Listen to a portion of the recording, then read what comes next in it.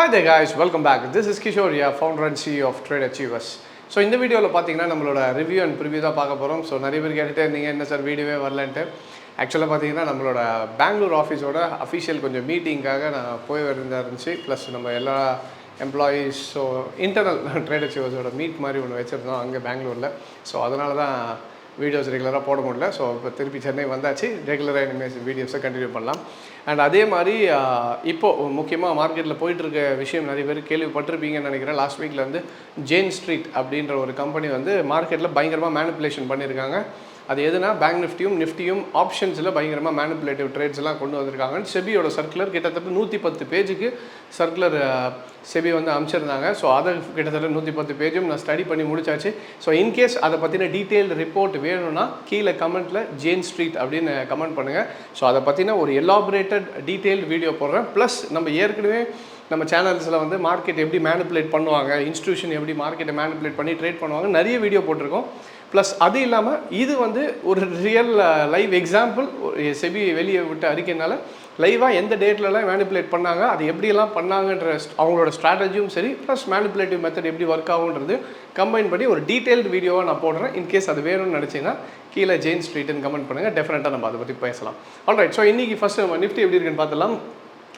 Nifty பார்த்திங்கன்னா நமக்கு market 25,522 வந்து மார்க்கெட் க்ளோஸ் ஆகிருக்கு. அண்ட் நம்ம இது முன்னாடியே பார்த்துட்டு இருந்த ஒரு விஷயம் தான் என்னென்னா, சரி நமக்கு மார்க்கெட் வந்து இந்த இடம் வந்து ஃபஸ்ட்டு ரெசிஸ்டன்ஸ் ஆக்ட் பண்ணிச்சு, இப்போ இது சப்போர்ட்டாக இருக்குது.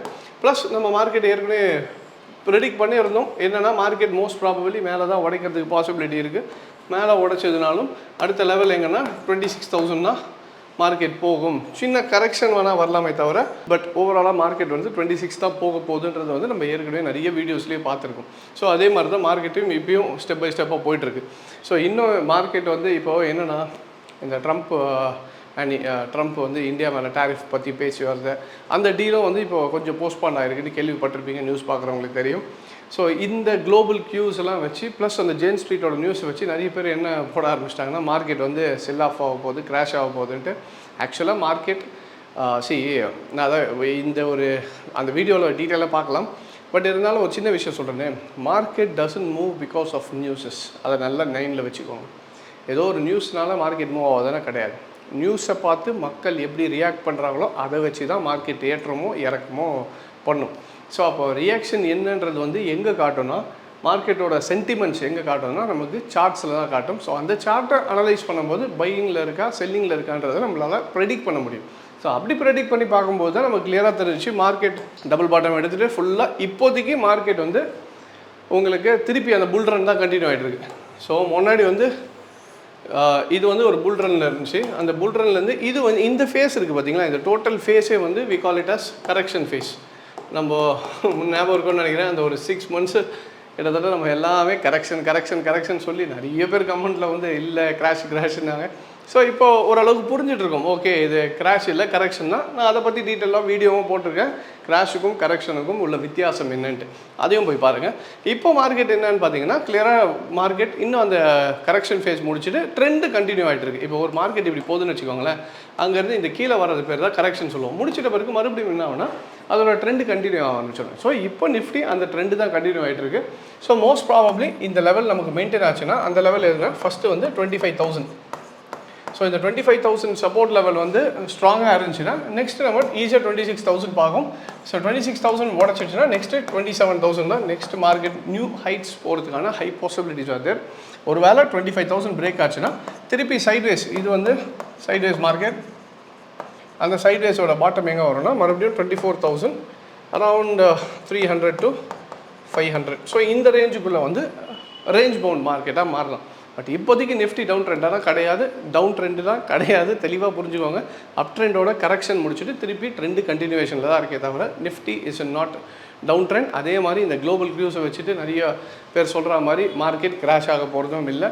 ஒரு வேளை கிராஷ் ஆகணும்னாலும் சர்டன் லெவல்ஸ் ஆர் தேர். இப்போதைக்கு அந்த லெவல்ஸ் இல்லை. ஒரு வேளை நமக்கு மார்க்கெட் ஒரு 500 பாயிண்ட் 1000 பாயிண்ட் விழுதுன்னா அதுக்கப்புறம் நம்ம அதை பற்றி டிஸ்கஸ் பண்ணலாம். இப்போதைக்கு அந்த மாதிரி எதுவும் கண்ணு கட்டின வரைக்கும் இல்லை, வெயிட் பண்ணி பார்க்கலாம். மோஸ்ட் ப்ராப்ளி மேபி 26,000 ரீச் ஆகிடுச்சுன்னா கிராஷ் வராது, ஒரு மைனர் கரெக்ஷன் வரும். ஏன்னா உங்களுக்கு என்னென்னா டாப் ரீச் ஆகிட்டு திருப்பி ஒரு டபுள் டாப் அடிக்கும்போது அங்கே ஒரு கரெக்ஷன் வரும் பார்த்தீங்களா, அந்த கரெக்ஷன் வந்து சில பேர் தப்பாக புரிஞ்சுக்கிட்டு என்ன பண்ணலாம், ஒரு 500 பாயிண்ட் கீழே வந்தோடனே கிராஷ் பண்ணலாம்.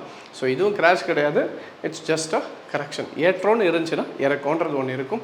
ஸோ அதுதான் இப்போ நடந்துட்டுருக்கே தவிர it's not a crash market. நீங்கள் தாராளமாக மார்க்கெட்டை ஹோல்ட் பண்ணுறீங்கன்னா, பையில் இருந்தீங்கன்னா தாராளமாக ஹோல்ட் பண்ணுங்கள். இங்கே போய் செல் பண்ணி பேனிக்கில் செல் பண்ணணும்னு அவசியம் கிடையாது. Alright, so that is for Nifty. Next bank Nifty எப்படி இருக்குன்றது பார்த்துடலாம். ஸோ அடுத்து நம்ம பேங்க் நிஃப்டி பார்த்துடலாம். பேங்க் நிஃப்டி பார்த்தீங்கன்னா நமக்கு மார்க்கெட் வந்து 57,256 வந்து மார்க்கெட் க்ளோஸ் ஆகிருக்கு. அண்ட் பேங்க் நிஃப்டி என்ன இருக்குதுன்னு பார்த்தீங்கன்னா நல்ல ஒரு சேனல்குள்ளே போயிட்டுருக்கு. ஸோ இது மேலே வந்து ரெசிஸ்டன்ஸ் ஆகும், கீழே வந்து சப்போர்ட்டாகவும் ஆக்ட் பண்ணிகிட்ருக்கு. அண்ட் ப்ரீவியஸ் லெவல் நம்ம பார்த்துருந்தோம் பார்த்தீங்களா, அந்த 56,000 பிரேக் ஆகுமா, அது உடச்சாதான் சேனல் பிரேக் ஆகுன்றதை எக்ஸ்பெக்ட் பண்ணும். ஆனால் மார்க்கெட் உடைக்கிற நிலைமையில இல்லை. ஸோ மோஸ்ட் ப்ராபப்ளி திருப்பி 57,000 அரவுண்ட் 500. ஸோ அந்த 300 to 500 மார்க் இருக்குது பார்த்தீங்களா. ஸோ அந்த 500 மார்க் 57,500 to 600 அந்த லெவல்ஸ் இருக்குது பாருங்கள். மறுபடியும் அது பிரேக் ஆச்சுன்னா நம்ம மார்க்கெட் எங்கே போவோம்னா லாங் டேர்ம் வியூஸ் பார்த்தீங்கன்னா இட் இஸ் 60,000. மறுபடியும் மார்க்கெட் வந்து லாங் டேர்மாக 60,000 நோக்கி போகிறதுக்கான எல்லா பாசிபிலிட்டியும் இருக்குது பேங்கிங் செக்டாரை பொறுத்த வரைக்கும்.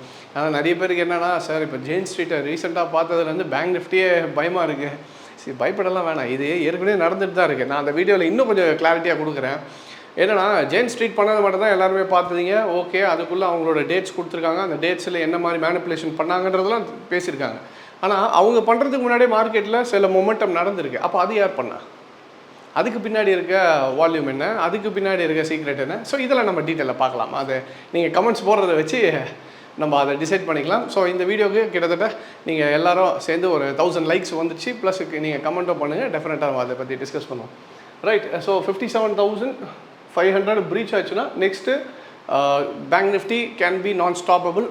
நெக்ஸ்ட் லெவல்ஸ் உடச்சி ultimately we can reach up to 60,000. ஒரு வேளை நமக்கு திருப்பி கீழே வரணும்னா மறுபடியும் இந்த 56,000 இருக்குது பார்த்தீங்களா, இதுதான் க்ரூஷியல் சப்போர்ட் லெவல். ஸோ இந்த சப்போர்ட்டை பிரேக் பண்ணால் தான் அடுத்து எங்கே வரும்னா மறுபடியும் இருக்க ப்ரீவியஸாக இந்த இடம்லாம் ஆக்ட் பண்ணிச்சு பார்த்தீங்களா. ஸோ இந்த இடம் எல்லாமே வந்து நமக்கு ரெசிஸ்டன்ஸ் ஆக்ட் பண்ணுது. இந்த இடத்துல மறுபடியும் சப்போர்ட் ஆகும். That will be around 54,000.